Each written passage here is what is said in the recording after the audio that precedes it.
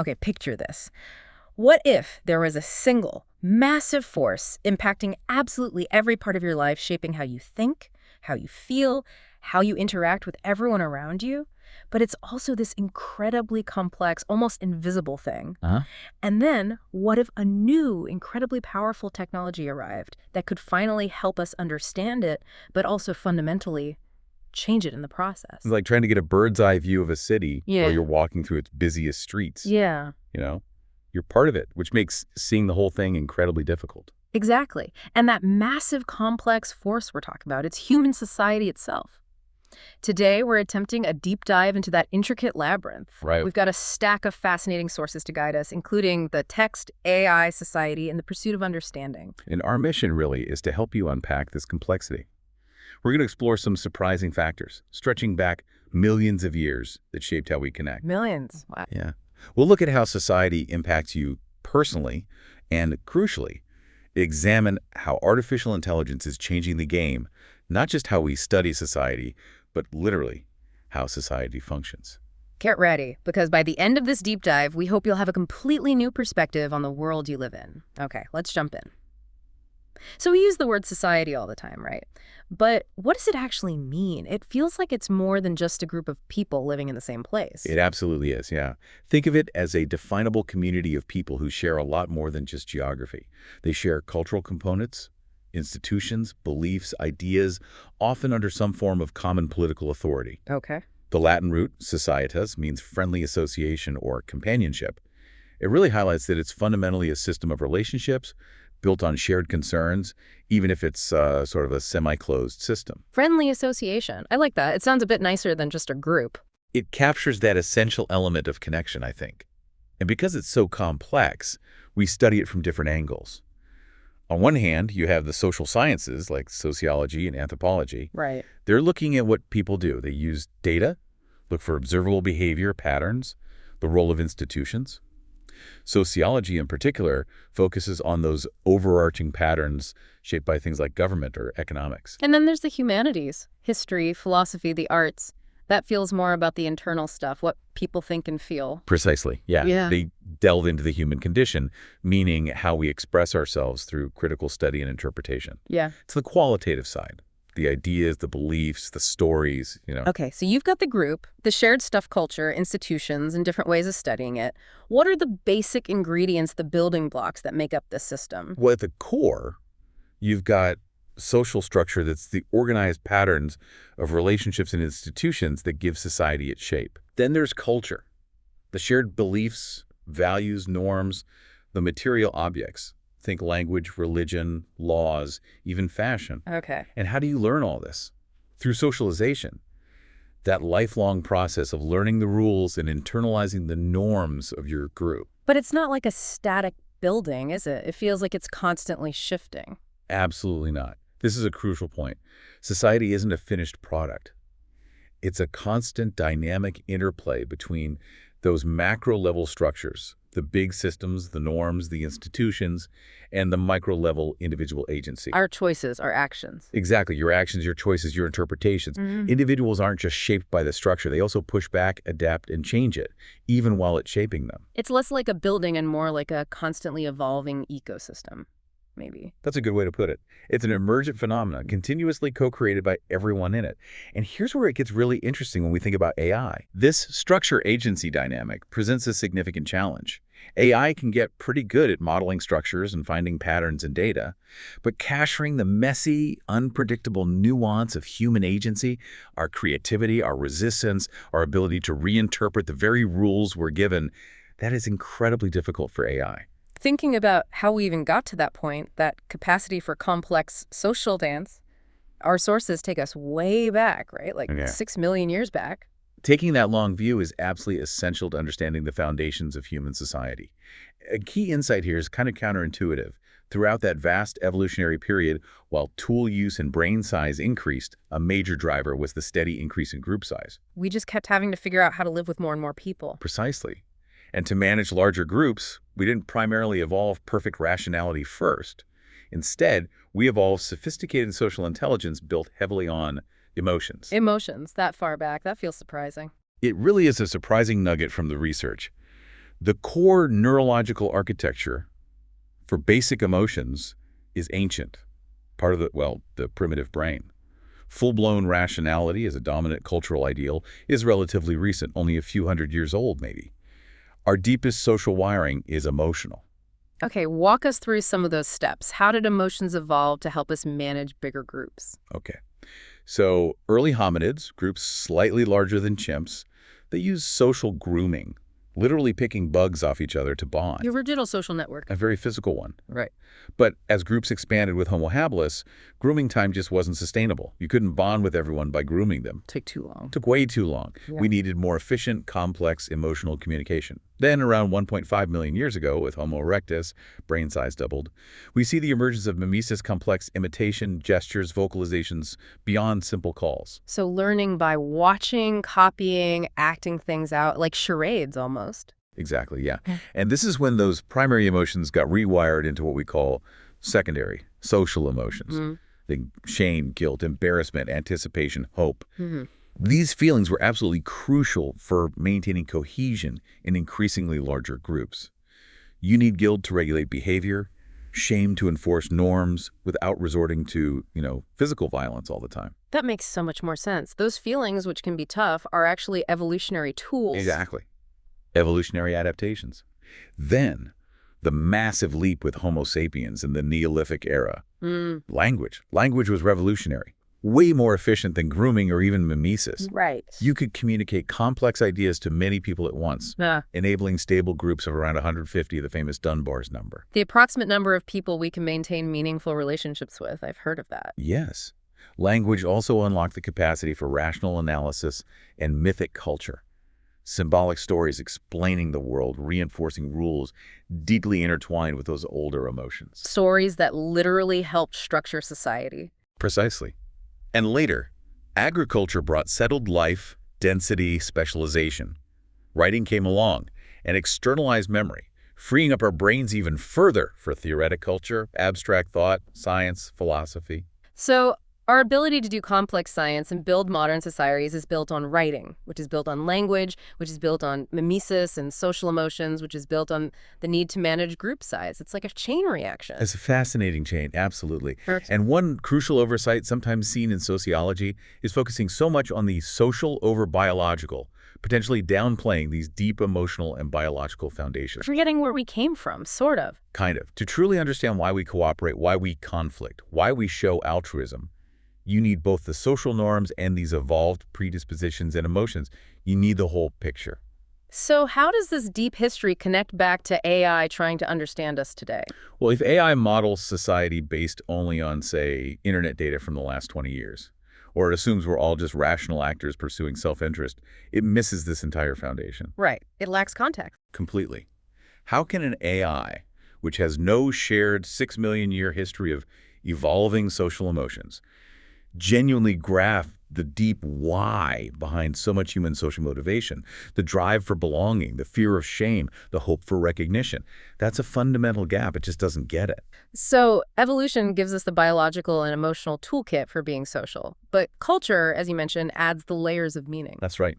Culture is the incredibly rich tapestry woven on top of that evolutionary foundation. It's the shared beliefs, values, norms, symbols, the entire way of life. It profoundly shapes how you see the world, how you interact, and what matters to you. And a huge part culture is narratives, the stories we tell ourselves and each other. Absolutely. Myths, legends, histories, even pop culture stories, they are vital social technologies. They're not just entertainment. They convey values, explain the inexplicable, help us interpret shared struggles, and forge collective identity. Think about common themes like the hero's journey or overcoming adversity. They're universal, but every culture tells them through its own unique lens, producing meaning for that group. And art fits into that too, like a reflection. Art is a powerful mirror and shaper of society. Ancient Egyptian art reflected their view of the afterlife and social hierarchy. The Renaissance captured a new focus on humanism. Modern art often critiques consumerism or champions social change. It's a way of capturing and communicating the deep ethos of a time. And all these stories and art contribute to what we call collective memory. Is that right? Yes, collective memory. This is the shared pool of memories, experiences, and interpretations of the past the group holds. And it's not like a neutral history archive. It's actively constructed and often contested. So we kind of choose what to remember as a group. In a way, yes, or at least how to interpret it. It's crucial for shaping group identity. Who are we based on where we came from? And also future aspirations. Where are we going?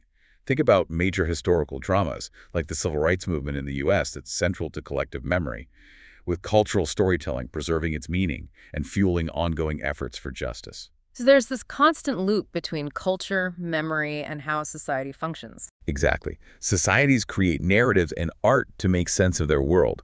These get embedded in collective memory. That shared memory influences societal structures and norms, what the sources call societal logics. Oh, okay. And this evolving structure influences the creation of new culture, new stories. New events are often interpreted through the lens of existing narratives. It's a continuous, dynamic cycle. And this cycle, this tapestry, it seems incredibly difficult for AI to truly grasp just the complexity. It is. For AI to genuinely comprehend human society, it has to move beyond analyzing simple data points or keywords. It needs to grapple with these complex, symbolic, often ambiguous narrative structures. It needs nuance. It needs something like cultural literacy in AI, understanding nuanced references, metaphors, deep context. It's still very much a frontier, a significant hurdle. AI isn't there yet. Let's bring this down to the personal level, to you, the listener. How does living in this complex, culturally layered, historically shaped society actually impact your individual experience? Well, it's incredibly active, whether you realize it or not. Navigating social life requires constant social cognition, perceiving others, interpreting their actions and intentions, understanding body language, making social decisions. It's fundamental to how you move through the world every day. And society is how our needs get met, right? Yeah. Food, shelter. Exactly. Basic physiological needs like health and food, yes, but also psychological needs like satisfaction, belonging, purpose. Society organizes how these needs are met, or, critically, often not met, through institutions like family, the economy, healthcare. Sociological study often looks precisely at how those resources are distributed and the resulting inequalities. Who gets what and why. And what counts as a good life or well-being isn't the same everywhere. That varies too. Absolutely not. That's profoundly shaped by cultural norms and values. Is well-being defined by individual achievement or collective harmony? While the initial drive for society might have been survival, being, wealthy and healthy, human aspirations quickly extend to recognition, belonging, finding purpose and meaning. It's much more than just survival. The quest for meaning feels deeply personal, but you're saying it's also tied to society. It really is. Your sense of meaning is often deeply connected to your place and role within society. Even philosophical views on the meaning of life, thinkers like Schopenhauer or Sartre, are products of their time and place and contribute to societal belief systems. Right. Society provides the symbolic resources, whether it's religion, ethical frameworks, or scientific understanding, for us to grapple with those big existential questions. So if AI is pitched as something to make life easier or help us feel good, it has to understand this incredible diversity and what that means to different people. It can't just assume one size fits all. Exactly. A universal AI solution for human flourishing is highly unlikely because our definitions of well-being and meaning are so diverse, culturally variable, and deeply personal. It raises ethical questions about AI potentially imposing a narrow or particular model of what a good life is. And relationships, that feels like the absolute core fabric of society. It is. The need for connection is fundamental, rooted in our evolution for group cohesion and survival. Yeah. Shared societal values like loyalty or justice act as a kind of social glue, fostering trust and cooperation. Right. When those shared values break down, trust erodes, and the social fabric frays. You see it happening. But how we do relationships varies a lot across cultures. It's not the same everywhere. Immensely. Parenting styles differ, focusing on autonomy here versus a collective identity elsewhere. Friendships differ. Is it about a wide network or a few intimate connections? Romantic relationships follow vastly different cultural scripts, ideas about gender roles, courtship rituals, whether marriage is about individual romantic choice or family arrangement. And our earliest experiences shape us, right? How we relate later on. Massively. Secure attachments in childhood build a foundation of trust that impacts relationships throughout life. Conversely, childhood adversity like neglect or abuse can deeply undermine social trust and make healthy relationships much harder later on. It leaves scars. Which again loops back to AI trying to understand or even facilitate relationships. It has to navigate all this diversity and nuance And the history. It does. What constitutes a good or healthy relationship is so culturally defined. And AI, lacking that shared biological and emotional heritage, lacking that personal history, faces a significant hurdle in truly grasping the subjective depth and complexity of human connection. It's just not equipped for that, really. Society isn't always smooth sailing. It's also filled with struggles and misfortunes. How do societies deal with that? How do we deal with that? Adversity is a fundamental, often profoundly formative part of the human experience. And culture plays a key role here. Cultural narratives, art, rituals, they provide frameworks for understanding loss, injustice, hardship. Ways to make sense of it. Exactly. They can help us process suffering, turn it into sources of resilience, or inspire calls for change. Historical traumas, like the civil rights movement we mentioned earlier, become deeply embedded in collective memory, shaping identity and ongoing struggle. Collective trauma sounds incredibly difficult for a society to process, like a wound on the whole group. It can be. Cataclysmic events shatter society's sense of order and meaning.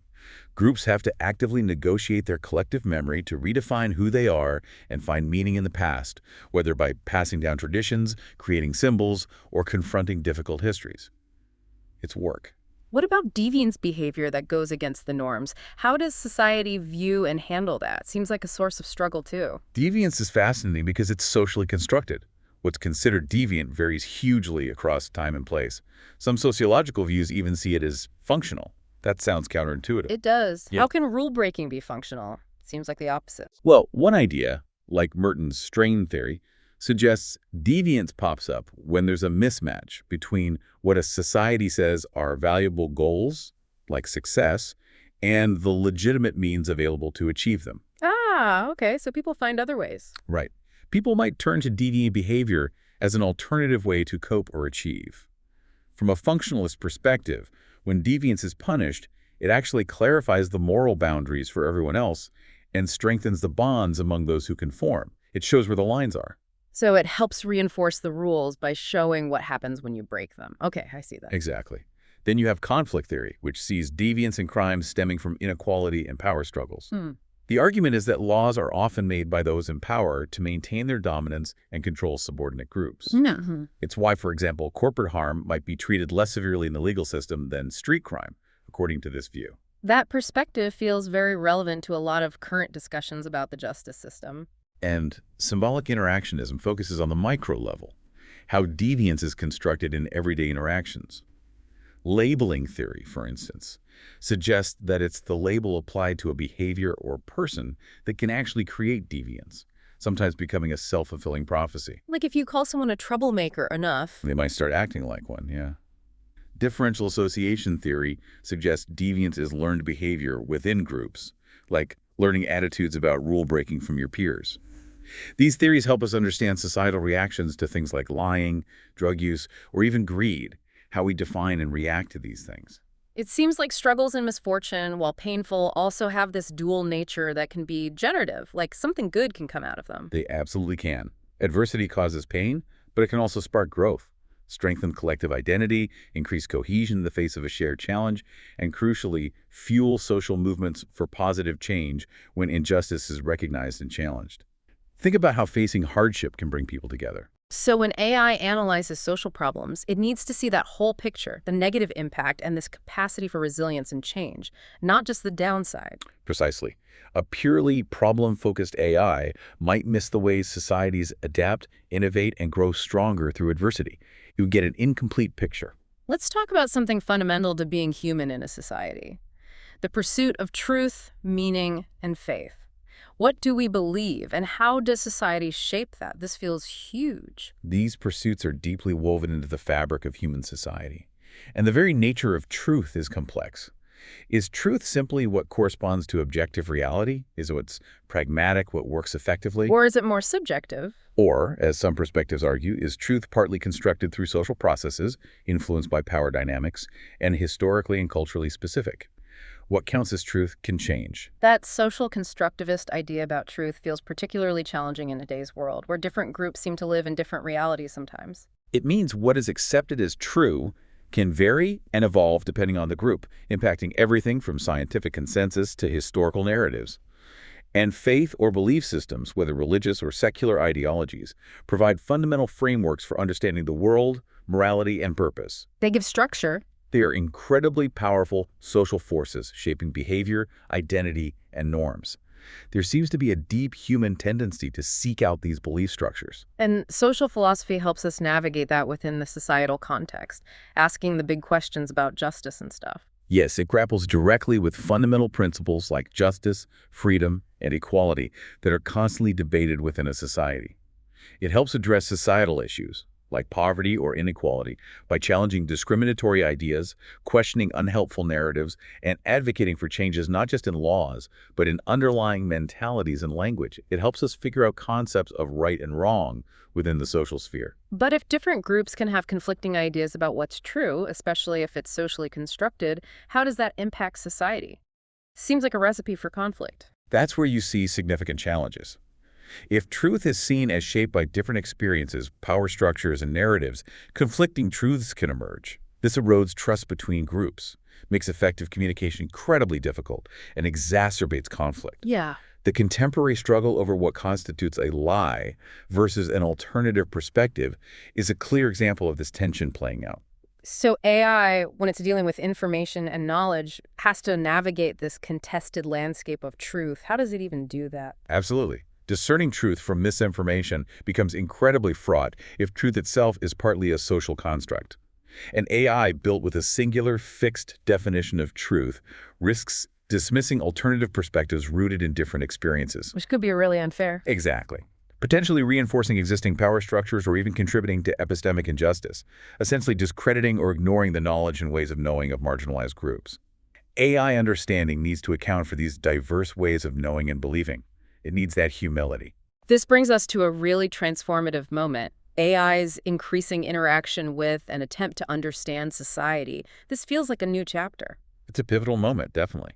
We now have fields like computational social science that apply AI methods, big data analysis, machine learning, natural language processing, agent-based modeling to social questions. It allows researchers to detect hidden patterns, model complex interactions, and test theories on a massive scale far beyond traditional methods could ever manage. So like running simulations of social dynamics, seeing how things might play out. Exactly. Agent-based models simulate societies from the bottom up by setting rules for individual agents.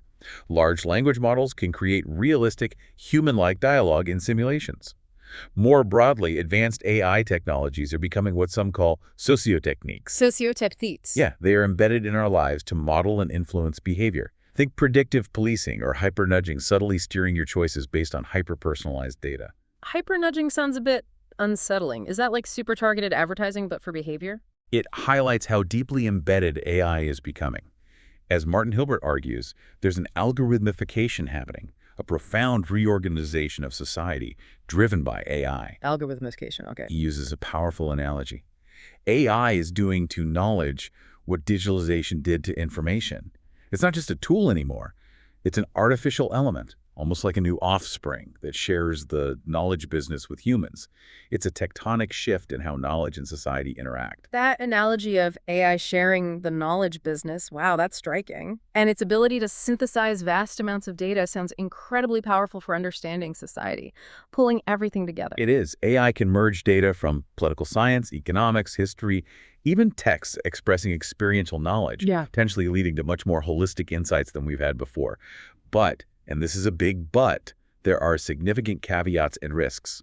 We have to be careful. What are the dangers? What should we be watching out for? Well, these powerful AI tools can easily oversimplify if they aren't fed comprehensive data that includes public opinion, dissent, and marginalized experiences. They might miss crucial parts of the picture. Okay. And remember, AI learns from its data. If that data is corrupted by disinformation or reflects existing societal biases, the AI will simply perpetuate and even amplify those flawed understandings. Garbage in, garbage out, basically. So enhanced pattern recognition, but with the risk of new blind spots and bias, kind of a double-edged sword? Precisely, that's the paradox. AI depends entirely on its training data, which often carries societal biases. And many advanced AIs are black boxes. Their decision-making process is opaque. We can't easily see why they reached a conclusion. This is epistemic opacity. Acting look under the hood. Right. We risk replacing human biases with potentially systemic algorithmic ones that are much harder to detect and challenge. What does that require from us as we use these tools? How do we manage that risk? AI-driven understanding absolutely demands transparency and interpretability, what's known as explainable AI or XAI. We need ways to scrutinize how the AI reached its conclusions, especially for important decisions. We need to be able to ask why. Exactly. And we need continuous critical evaluation, not just of the AI models themselves, but constantly checking and questioning the data they're trained on. Otherwise, as you said, we're just trading old blind spots for potentially worse, less visible ones. So when we talk about AI understanding society, how does that stack up against your understanding, your human brain's way of making sense of the social world? How different are they? That's the fundamental comparison we have to make, yeah. We can look at key differentiators. Processing power. AI is vastly faster at crunching huge data sets. It can analyze a library of research papers way faster than any human could dream of. I can definitely attest to that. No contest there. But contextual nuance. Humans have an intuitive grasp of subtle social context, unspoken rules, cultural subtleties, even ambiguity like irony or sarcasm. AI still really struggles with these layers of meaning. It takes things very literally sometimes. And empathy. The ability to understand or share feelings, that seems critical for social understanding. Huge difference there. Humans have both cognitive empathy, understanding someone else's emotions, and effective empathy, actually sharing or feeling with them. AI can simulate cognitive empathy by recognizing patterns correlated with emotion. It sees the pattern for sad. Right. But it fundamentally lacks genuine affective experience. It doesn't feel joy or sorrow. It's pattern matching, not feeling. And our understanding is grounded in the fact that we are physical beings moving through a physical world. We have bodies. Exactly. Embodied experience. That's a fundamental basis for human understanding that AI, existing purely in the digital realm, lacks. And remember our evolutionary journey. 6 million years. Yeah. Our social intelligence is shaped by millions of years of group living, of navigating those emotional landscapes. AI has no such deep history. Its intelligence is designed, not evolved over eons of social interaction. It's built, not grown. We have our own biases, of course, but AI seems to pick them up and run with them, sometimes amplifying them. Yes, humans have cognitive biases and societal prejudices, which AI often inherits and amplifies from the data, making algorithmic bias systemic and harder to root out. And while humans can often explain their reasoning, even if imperfectly or post hoc, We can try, at least. we can try. Many advanced AIs remain those opaque black boxes. You just get the output, not the reasoning. There's this idea of epistemic outsourcing, relying on AI for knowledge tasks. What are the implications there? What happens if we rely on it too much? It's a significant concern. Over-reliance on AI for tasks that require critical thinking, in-depth analysis, nuanced social judgment, or empathy risks eroding these very human skills. If you don't use them, you might lose them. Authorship and intellectual responsibility become complicated when AI generates content or makes complex analyses. Who's actually responsible for the knowledge? It makes me wonder, does the convenience of AI making life feel good or easier risk diminishing our actual human connection and cognitive self-reliance in the long run? Are we trading depth for ease? It's a crucial question we need to be asking ourselves. What are we giving up when we delegate fundamental aspects of knowing, interacting, and making sense of the social world to systems that operate fundamentally differently than we do? Is the convenience worth the potential cost? Let's look specifically at AI, trying to interpret those things that feel uniquely human, cultural nuance and emotional depth. Can it really do that? Well, AI is already analyzing things like cultural narratives, their structure, characters, timelines, even detecting disinformation campaigns by analyzing narrative persuasion techniques, so it can see some patterns. But giving AI genuine cultural literacy, understanding the meaning behind the patterns, that sounds incredibly challenging. It is a formidable task. Think about how an object or symbol has vastly different meanings across cultures, or even within different subcultures of the same society. A white dress might mean wedding joy in one place, mourning in another. Right. That context is vital. These meanings are incredibly subtle, layered, and context-dependent. While training on diverse data helps, the sheer scale and fluidity of human culture is immense. It's hard to capture all that. And AI trying to understand or detect emotions, affective computing, how does that work? AI can identify patterns in facial expressions, tone of voice, or text that correlate with emotions. It learns associations. But EDT, and this is vital, this is different from experiencing or genuinely understanding that emotion. It knows the signs, but not the feeling. Exactly. Human emotion is subjective, deeply complex, tied to our personal history and relationships. The social regulation of emotion, how we express or suppress feelings based on social context, is an intricate human neural process. AI simulates these correlations algorithmically. It doesn't have the subjective feeling. That difference between cognitive, understanding the label, and affective, feeling, empathy is key here. So there's a risk AI's interpretation might flatten all that richness and nuance, just see the surface pattern. Exactly. Based on statistical patterns, AI's interpretation risks misinterpreting or oversimplifying cultural and emotional depth, particularly from non-dominant cultures or in complex expressions like satire or subversive art, where the meaning isn't obvious. And the consequence of that, if AI interpretations influence how we see ourselves or understand other cultures, do we risk losing the actual richness and diversity of human experience? Does our world become less nuanced because the AI sees it that way? That's a very real danger, I think. If our window onto the world and each other is increasingly filtered and interpreted by systems that can't grasp nuance, do we ourselves become less capable of nuanced understanding? It's a concerning feedback loop. It's clear AI isn't just a passive tool we apply to society. It's actively reshaping society itself.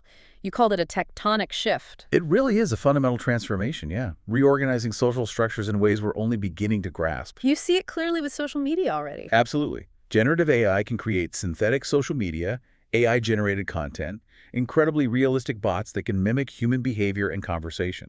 Thoughts that seem like real people. Yeah, this reshapes public discourse, makes manipulation risks enormous, erodes trust, and amplifies polarization. These sophisticated bots are hard to detect, blurring the lines between human and algorithmic interaction. Who are you even talking to online? So AI is changing not just what information we get, but who is generating it and how it affects us, how we interact.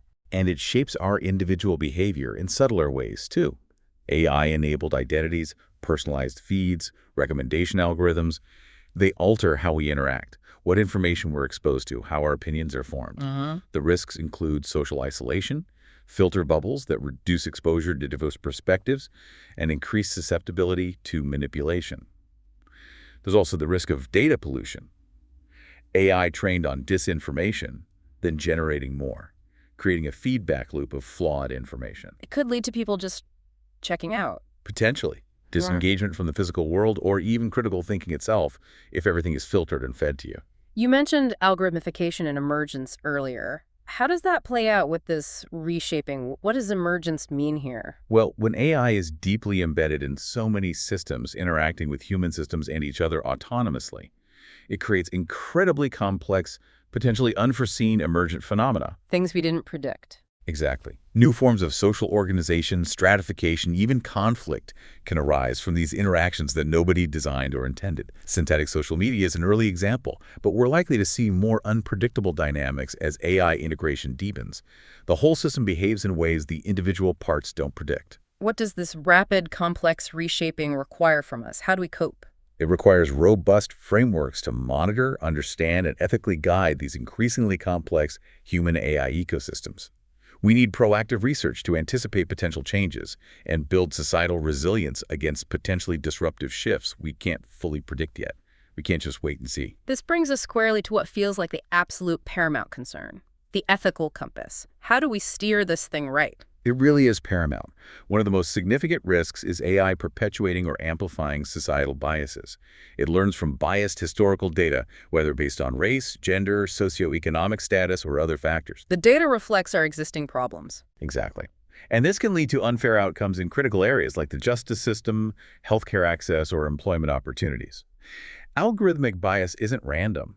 It reflects and reinforces deeper societal inequalities. We see various types of bias showing up. Sampling bias in the data, confirmation bias in how models are built, measurement bias in how outcomes are assessed, stereotyping bias in classifications, It's complex. And figuring out what fairness even means for AI is incredibly complicated, right? It's not just a technical problem. It's hugely complex because there's no single definition. You have mathematical ideas of fairness, group fairness, individual fairness, but also broader ethical fairness, like substantive fairness. Are outcomes equitable? Versus procedural fairness. Are the rules applied consistently? Truly embedding fairness requires ethics, law, values, and continuous auditing. It's an ongoing process. Which connects back to epistemic injustice, that idea of certain knowledge being ignored. Yeah. Yes. If AI is trained on data that is biased against or simply doesn't capture the lived experiences of marginalized groups, it risks exacerbating injustice by misinterpreting their situations or implicitly discrediting their knowledge and perspectives. Think about an AI system assessing risk for someone experiencing poverty. If its data primarily reflects different circumstances, it just won't understand. So talking about ethical AI has to acknowledge it's operating in a messy, non-ideal world. It's not starting from a clean slate. Absolutely. It's operating in a world of existing injustice, power imbalances, and conflicting values. Embedding ethics isn't a purely technical task, it's normative and political. It involves making choices about which values to prioritize, which harms to mitigate. And you mentioned AI as socio-techniques used for control. That sounds worrying. Yes. Advanced AI technologies are increasingly embedded in systems designed to control or influence behavior. Predictive policing, hyper-nudging, surveillance systems. There are potential benefits cited, like efficiency, but enormous risks. Centralization of power, opaque influence, erosion of autonomy and privacy. AI's capacity for real-time data collection and predictive analysis significantly enhances capabilities for social control. It feels like AI can also influence how we even see things, like through media framing, controlling the narrative. It can. AI can be used to detect media framing and disinformation campaigns, which is beneficial. But generative AI can also be used to create and amplify highly persuasive, specifically framed narratives for the purpose of control or manipulation. It's a very fine line, and the tech can be used both ways. And is there a danger that all this becomes normalized, that we just get used to being nudged and watched? That's a critical risk. As pervasive AI leads to subtle behavioral influence and surveillance becoming integrated into daily life, it can become accepted and normalized. The convenience leads to acquiescence, gradually eroding individual autonomy and critical thinking. You don't notice it happening. Right. It's harder to even discern when you're being influenced if AI is shaping your entire information environment. This requires us to build digital literacy, critical media awareness, and strong frameworks to identify and push back against both overt and subtle harms. We need to stay vigilant. What does all this mean for my agency, my ability to make my own choices in the world? Is AI diminishing that? When AI is involved in critical decision-making processes that affect you in healthcare diagnoses, loan applications, legal judgments, it fundamentally redefines human judgment. Over-reliance on AI in these areas can diminish your agency, reduce human accountability for outcomes, and risk de-skilling humans in crucial areas of judgment. And this idea of the mind technology problem, what's that about? As AI becomes more deeply integrated, perhaps moving towards forms of cognitive augmentation, it challenges our understanding of the mind, cognition, and even identity. Outsourcing knowledge work raises profound questions about authorship, responsibility, and ultimately what it means to know something ourselves. Are we still thinking for ourselves? This connects to a query we received, right? Someone asking about AI understanding purpose, like who is laughing on purpose? Can AI get intentionality? Yes, it touches on that. Yeah. Current AI fundamentally lacks consciousness, subjective experience, genuine intentionality, or authentic purpose in the human sense. It can analyze patterns, correlations between social situations and laughter, brain activity, and concentration.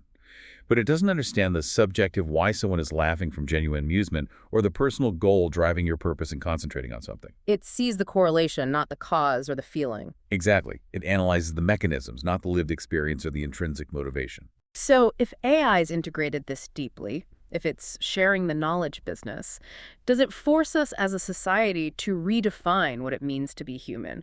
Are the goalposts moving? It absolutely raises that question. If AI can perform tasks previously thought to require unique human capabilities, are those unaided human capabilities seen differently? It has huge implications for how we think about education, work, and personal identity. We absolutely need public discussion and thoughtful design to determine the limits of this integration and ensure we preserve core aspects of human identity, autonomy, and agency.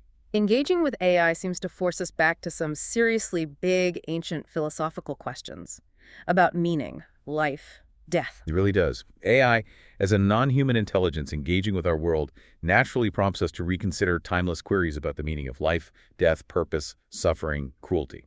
That listener query you mentioned asking if AI could understand death, or if society even needs understanding when cruel people kill it, goes right to the heart of this. These are deep waters. Can AI offer us new answers to those big existential questions? Can it tell us something profound? Its limitations become clearest here, I think.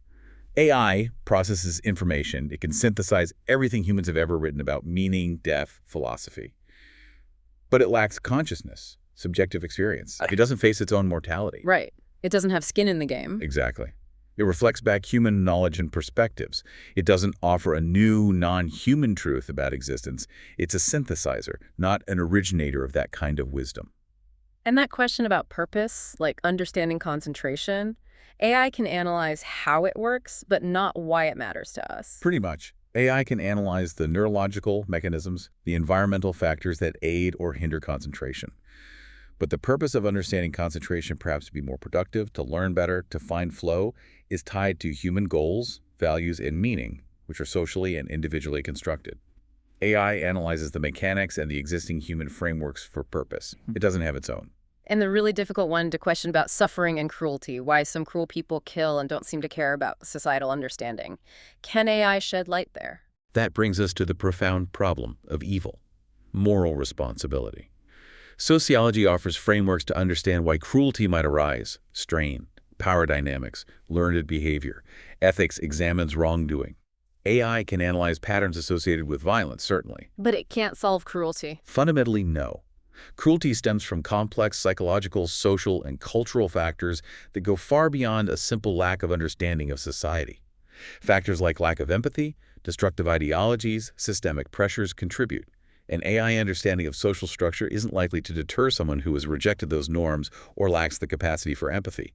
It's not an information problem at its core. So AI isn't necessarily a sage giving us new truths, but maybe more of a mirror, reflecting us back to ourselves. That's a very insightful way to put it. AI's role might be less about providing independent answers to these deep questions, and more about reflecting our own contemporary anxieties, assumptions, and aspirations back at us. It's a new kind of other to pose questions to. But because its knowledge is derived from everything we humans have created, its responses are essentially highly sophisticated syntheses of existing human thought. It's showing us what we think. What's the value in that, then, if it's just reflecting us? The value is precisely in the critical reflection and dialogue it sparks within and among humans.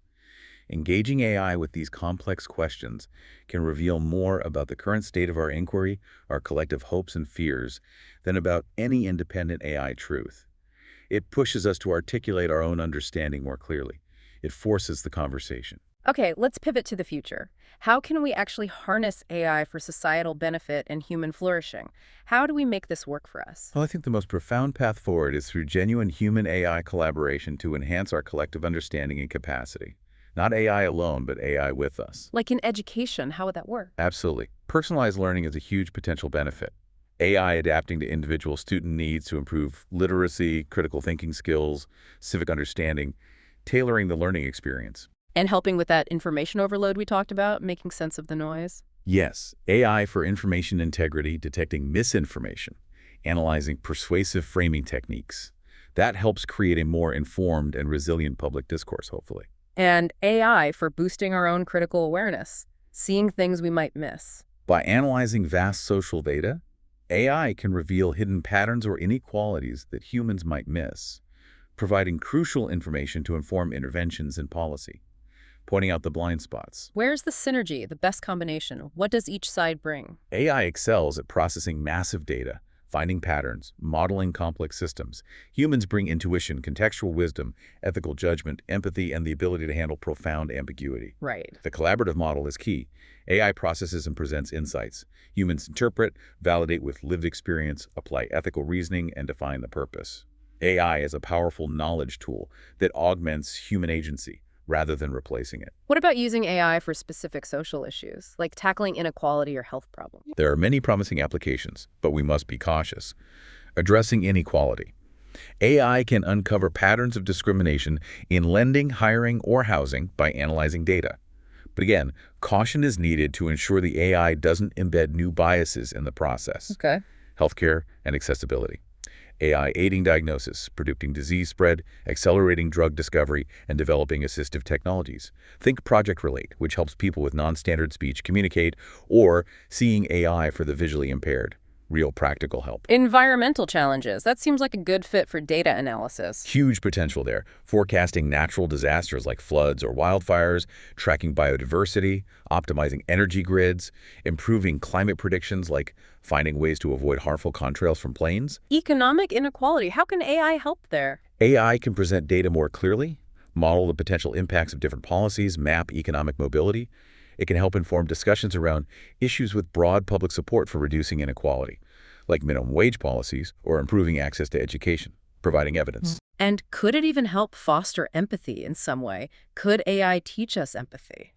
Perhaps indirectly. AI tools or simulations could potentially expose individuals to diverse perspectives or simulate complex social scenarios in ways that might cultivate cognitive empathy, helping you understand others' viewpoint. But we need caution against superficiality or assuming simulated understanding equals genuine feeling. It's not a magic bullet for empathy. It sounds like many of these beneficial applications have that dual-use nature, though. They could be used for harm, too. They almost all do. It's a recurring theme. A tool designed to detect bias could be used to optimize discrimination. Predictive policing algorithms can embed and amplify existing biases. Content filters intended to curb harmful speech could become tools for censorship. So good intentions aren't enough. Not at all. Nearly every AI for social good application carries inherent risks related to bias, privacy, accountability, and the potential for misuse of power. It requires a critical, cautious stance from the outset. Always ask, how could this go wrong? How do we navigate this complex landscape and shape the future proactively, instead of just reacting? It requires moving beyond simply reacting to problems and engaging in strategic ethical stewardship. We need to embed ethics from the very beginning of AI design and deployment, not treat it as an add-on later. Ethics by design. And who needs to be involved in that? It demands deep interdisciplinary collaboration, bringing together tech experts, social scientists, ethicists, lawyers, policymakers, everyone with a stake. And who should be involved in shaping the rules, not just the experts, right? Absolutely not. We need to insist on meaningful participation from diverse stakeholders, especially marginalized communities who might be disproportionately impacted, involving them in the design, testing, and governance of AI systems. That merging knowledge model we discussed earlier is crucial here. It ensures relevance and helps identify potential harms early on. Nothing about us without us. Transparency and accountability seem non-negotiable. We need to know what it's doing. Absolutely. We need to develop and demand explainable AI, XAI, where possible. There must be clear mechanisms for you, the individual, to understand how an AI decision that affects you was made, to contest it, and to seek redress if necessary. And the data itself. Robust data governance is also key. Auditing data sets for bias, ensuring they are representative, and protecting privacy are paramount, because the AI is only as good or as fair as the data it learns from. And AI needs to get better at that cultural understanding we talked about, that literacy. Yes, investing in research for AI cultural literacy is vital, helping AI grasp nuance, diverse perspectives, and context. Training on more varied and representative data is part of that, but it's more than just data. And we, the public, need to be equipped to understand AI, too. It can't just be a black box for everyone. Crucially, promoting public education and dialogue about AI, its capabilities, its limits, its potential impacts, is essential for informed debate and democratic oversight. We need to equip citizens with critical thinking skills to navigate an AI-saturated world. Creating open forums for discussion is key. AI evolves so fast. Can regulations possibly keep up? Seems like they're always playing catch-up. Static regulations are simply too slow for a field this dynamic. That's a real challenge. We need adaptive governance framework systems that can monitor, evaluate, learn, and adjust rules continuously. Like living regulations. Sort of, yeah. This requires multi-stakeholder bodies, ongoing audits, perhaps regulatory sandboxes for testing, and international cooperation. Ethics are complex and context-dependent. Rigid, one-size-fits-all rules won't work. We need an approach that can evolve with the technology itself. This entire journey really feels like it's leading us towards a fundamental shift in the relationship between humans and AI. It's not just a tool anymore. It isn't. We're moving beyond AI simply being a tool to a more complex intertwining. As Martin Hilbert put it, AI is an offspring that shares the knowledge business with us. It's a new entity, an artificial element in our world, and we have to figure out how to coexist. And with its processing power, AI could become a kind of artificial epistemic authority, deciding what's true. Yes, its ability to process and synthesize vast information can surpass individual human capacity. Our reliance on it can subtly grant it authority, influencing what is considered known or validated. Deeper integration, potentially even forms of cognitive augmentation, further blurs the lines towards a more integrated existence. How does this relate back to that user query about human concentration in an AI world? How does AI affect our focus? It's highly relevant. An AI-suffused world, constantly delivering digital stimuli and information, absolutely challenges human focus and concentration. AI can be a major distraction, no doubt. But could it also help? OOR, if designed and used thoughtfully, it could be a tool to help us manage information overload, automate distracting tasks, and even enhance our ability to concentrate on what's important. The purpose of understanding this dynamic interplay between AI and human cognition is precisely about optimizing human well-being, focus, and meaningful engagement in this new AI world, using it wisely. So the future isn't humans versus AI, but AI with humans. A kind of co-evolution. Is that the idea? That seems to be the path we're on. AI learns from us, and we are constantly adapting to the presence and capabilities of AI. Our futures are deeply interconnected. The critical question is how we ethically guide this coevolution to ensure it serves human benefit and values. And that guidance requires us to be active participants, not passive observers. We have to shape it. Absolutely. It requires deliberate design that prioritizes human values, safety, and well-being from the start. Ethical frameworks, robust governance, continuous education, and open dialogue are not optional extras. They are essential tools for shaping this process. We need to foster a symbiotic ecosystem where AI augments human capabilities in meaningful ways. So what are the roles in this future partnership? What should AI do and what should we do? Ideally, AI augments human capabilities, helps enhance our collective understanding by processing vast information, and assists in solving complex problems. Humans provide the essential ethical guidance, contextual wisdom, critical oversight, and crucially define the purpose and values that guide the technology. We set the direction. And the long-term vision, what are we aiming for? It's about guiding this human-AI coevolution towards a future that is not just technologically advanced and efficient, but one that is profoundly human, just, and meaningful. That's the goal, I think. Wow. We journeyed from the deep evolutionary roots of our social nature, through the rich tapestry of culture, the complexities of individual experience, the challenges of struggle and belief.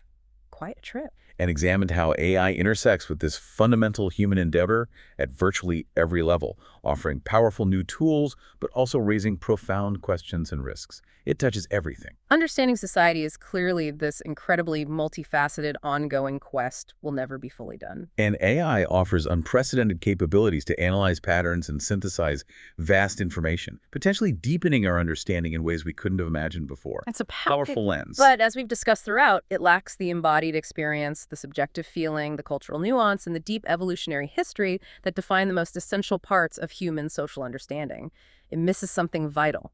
The path forward truly involves human-AI collaboration, leveraging AI's immense strengths, while we humans provide the ethical compass, the contextual wisdom, the lived experience, and define the guiding values. It's about actively steering a co-evolution towards a future that prioritizes human flourishing. It has to be a partnership. So here's something to leave you with, something to mull over. If AI can analyze nearly every pattern of human interaction across history, identify every social trend, and process every text ever written about meaning, purpose, and connection, but can never feel what it means to truly belong to a community, to grieve with others after a loss, or to love within a society, does that mean the most important, most human parts of society will always remain uniquely, irrevocably ours? This is DigitView.